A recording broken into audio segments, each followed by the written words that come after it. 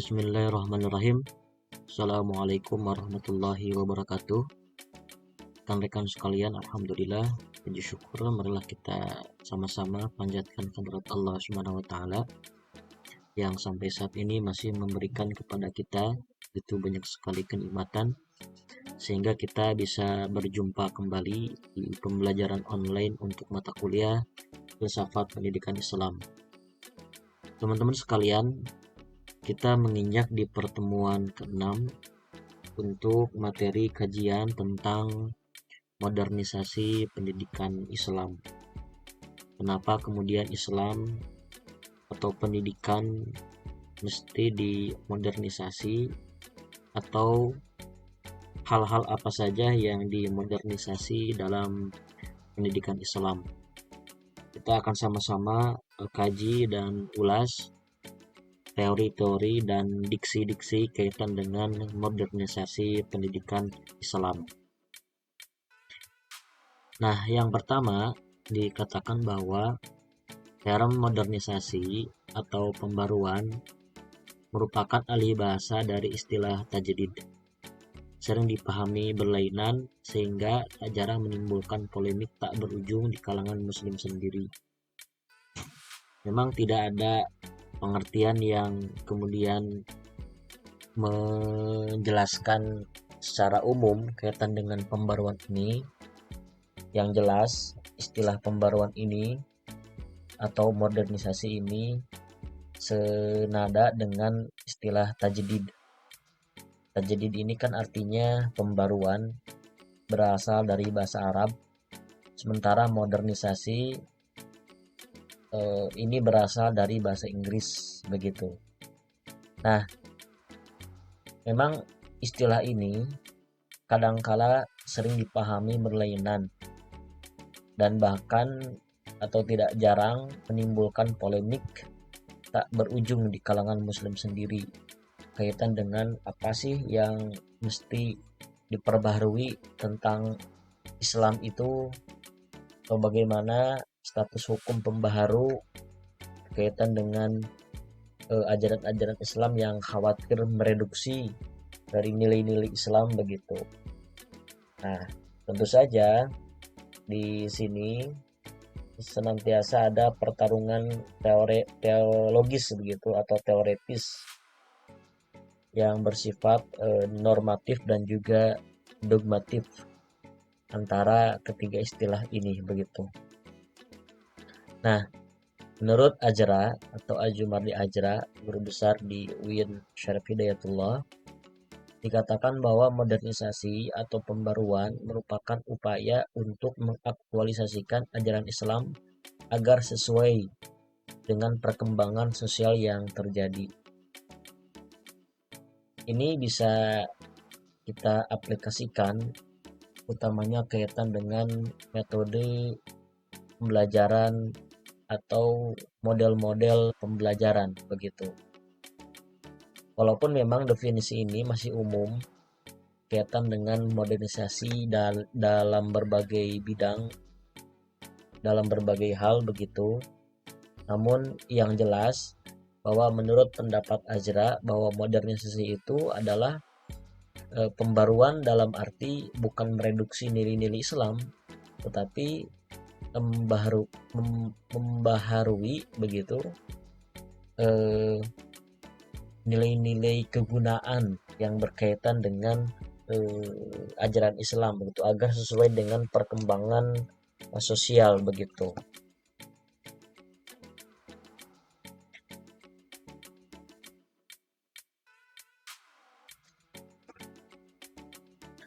Walaupun memang dikatakan bahwa kalau kita mengacu kepada pengertian yang diutarakan oleh Azra ini, memang sebetulnya pembaruan Islam itu telah hadir semenjak pada masa awal ya, bersamaan dengan kelahiran Islam itu sendiri.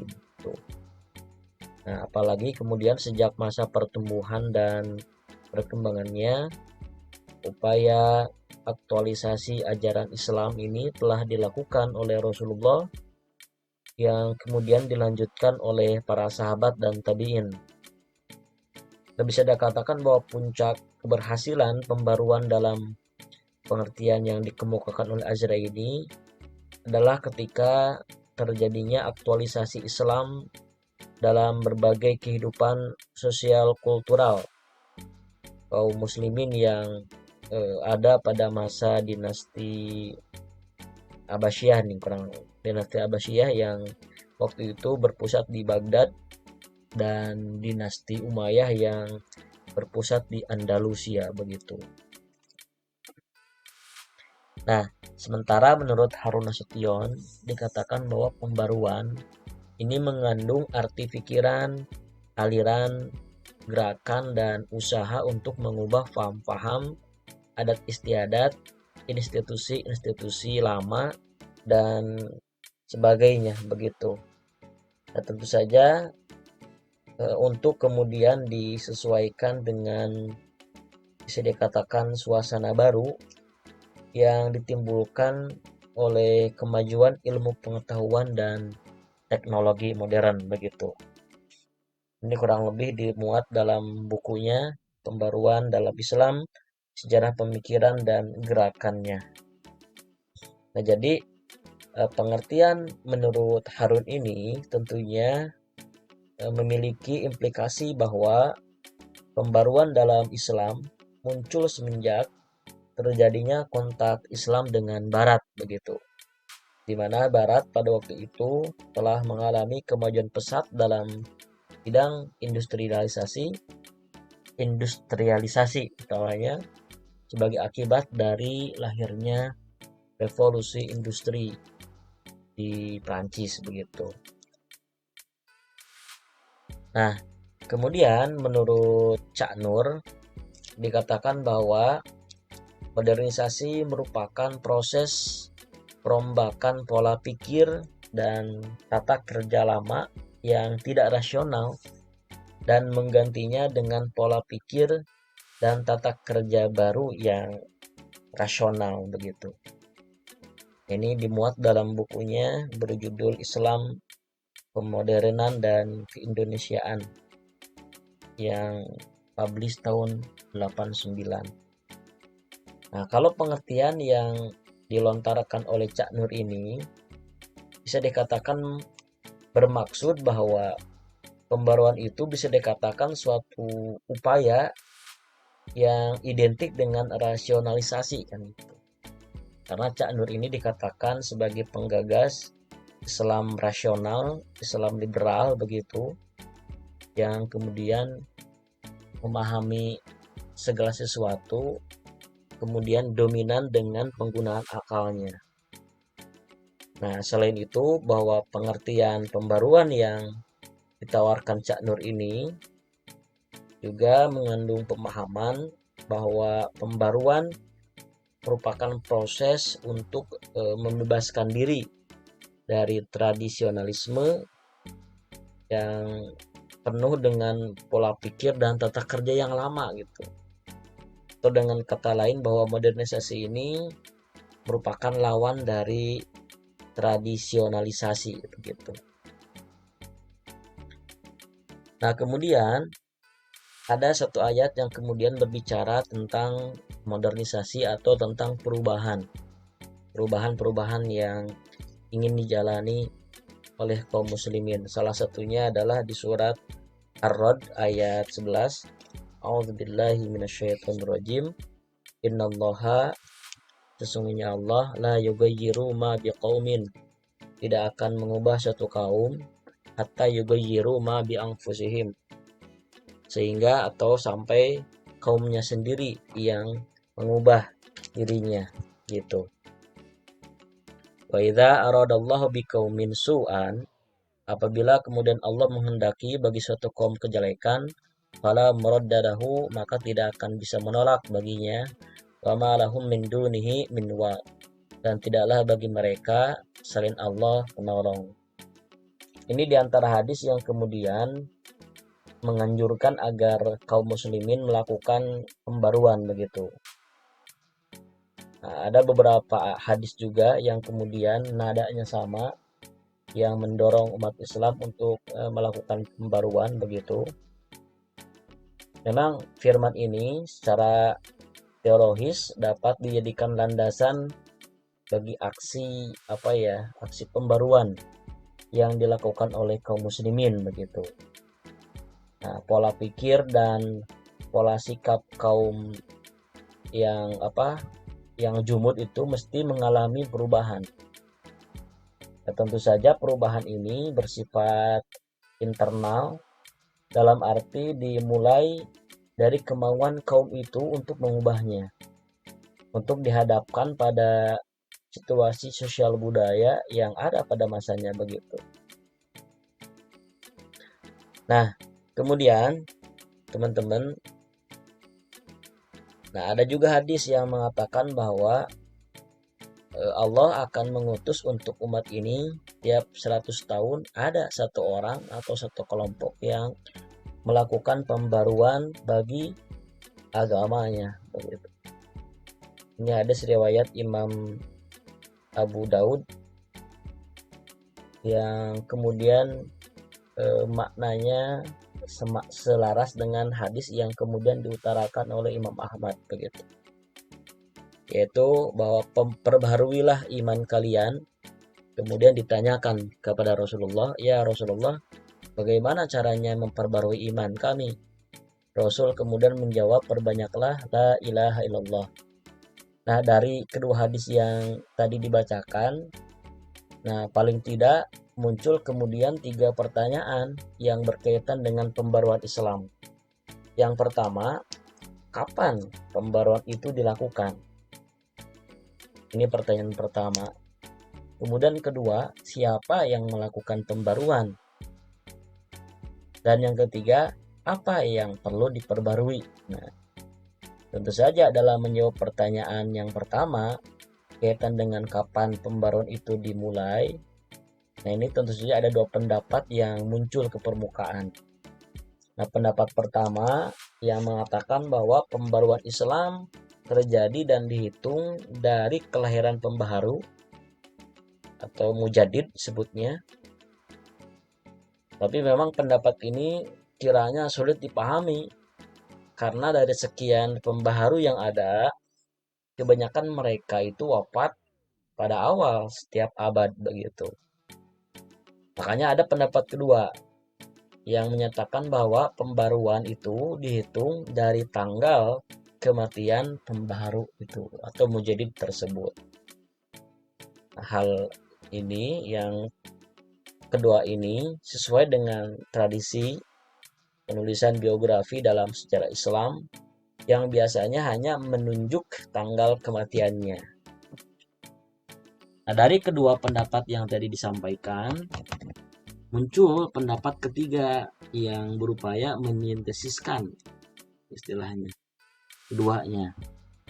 Pendapat ini menuturkan bahwa yang terpenting tentang kapan pembaruan itu dilakukan adalah bahwa pembaharu atau mujadid itu hidup dalam abad yang dimaksud begitu.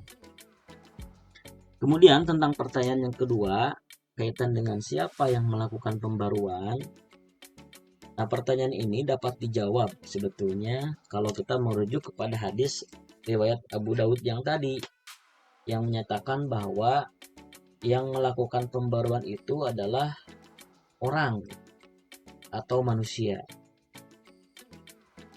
Term manusia ini dalam hadis itu kiranya dapat dipahami secara tunggal ataupun jamak atau plural begitu. Nah, kalau secara tunggal yang melakukan pembaruan itu berarti seorang pembaru yang bersifat perorangan atau individual. Nah, sedangkan secara jamak begitu, secara plural yang melakukan pembaruan itu berarti suatu kelompok atau golongan begitu. Nah, tentu saja dengan demikian bahwa pembaruan Islam itu kiranya dapat dilakukan secara individual oleh seorang pembaru dan dapat pula dilakukan secara komunal oleh suatu kelompok atau golongan begitu. Nah, adapun untuk menjawab pertanyaan ketiga tadi kaitan dengan tema sentral pembaruan dalam Islam, maka hadis riwayat Ahmad tadi pun dapat memberi jawabannya. Berdasarkan hadis tersebut bahwa tema sentral pembaruan Islam adalah hal-hal yang berkaitan dengan inti ajaran Islam. Nah, hal ini dapat dipahami dari kalimat thayyibah yang tersurat dalam hadis tersebut. Oleh karenanya dalam lintasan sejarah Islam, tema sentral pembaruan senantiasa mengarah kepada prinsip-prinsip ajaran Islam. Slogan kembali kepada Al-Quran dan hadis merupakan bukti penafsiran hadis Ahmad yang tadi begitu. Nah, rekan-rekan, kemudian gerakan pembaruan itu selalu menjadikan pendidikan sebagai target utamanya. Keberhasilan di bidang ini akan menentukan keberhasilan modernisasi di bidang lainnya begitu.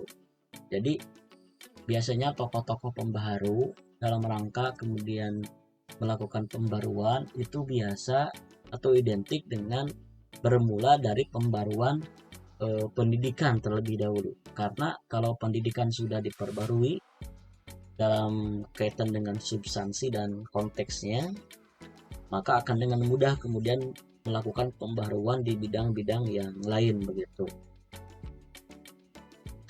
Nah, kemudian universalitas Islam yang selalu menuntut diaktualisasikannya nilai-nilai Islami dalam kehidupan nyata merupakan pokok dan pangkal perlunya dilakukan modernisasi dalam bidang pendidikan. Nah, hal ini terutama setelah terjadinya kontak Islam dengan dunia barat pada akhir abad ke-18 begitu.